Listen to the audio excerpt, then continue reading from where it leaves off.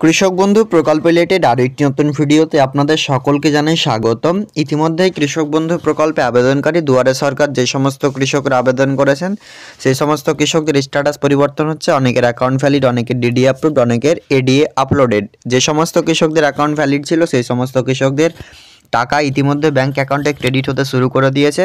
পশ্চিমবঙ্গ রাজ্য সরকার এই কৃষকদের জন্য এই কৃষক বন্ধু প্রকল্প শুরু অনেক দিন আগেই করেছিলেন এবং ডিসেম্বর এবং জানুয়ারি মাসে দুয়ারে সরকারে যে সমস্ত কৃষকরা আবেদন করেছেন, যাদের স্ট্যাটাস অ্যাপ্রুভড অ্যাকাউন্ট ভ্যালিড রয়েছে, সেই সমস্ত কৃষকদের টাকা যে অ্যাকাউন্টে ঢুকছে তার প্রমাণ আমি আপনাদেরকে দেখিয়েছি। আজকের এই ভিডিওতে দেখাবো যিনারা নতুন আবেদন করেছেন, কৃষক বন্ধু আইডি চলে এসছে কিন্তু অ্যাপ্রুভড রয়েছে, কিন্তু ট্রানজ্যাকশন স্ট্যাটাস এখনও পর্যন্ত পরিবর্তন হয়নি, তাদেরকেই আজকের এই ভিডিওতে জানাবো কবে আপনারা টাকা পেতে পারেন।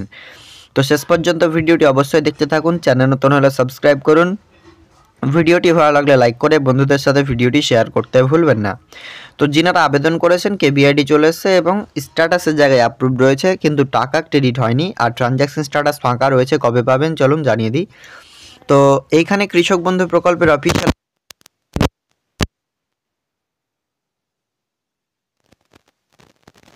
তে ক্লিক করুন। সিম্পলি কৃষক বন্ধু সেটা আমরা চলে নাম্বার আপনাদের যেটা চাই সেটা সিলেক্ট করে নেবেন।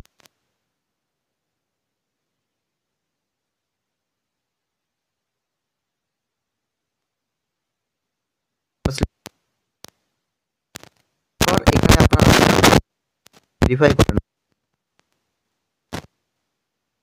এই সার্চ অপশনটা দেখতে ক্লিক করবেন। আপনাদেরকে অনেক অন্যান্য ভিডিওতে দেখিয়েছি, ইনি আবেদন করেছেন ডিসেম্বর মাসের 29 তারিখে দুয়ারে সরকার কর্মসূচিতে। তারপর ইনি চেক করছেন 15 থেকে 20 দিন পরে ইনার স্ট্যাটাস অ্যাপ্রুভড এবং এখানে এডি আপলোডেড ছিল। আপনাকে এই স্ট্যাটাস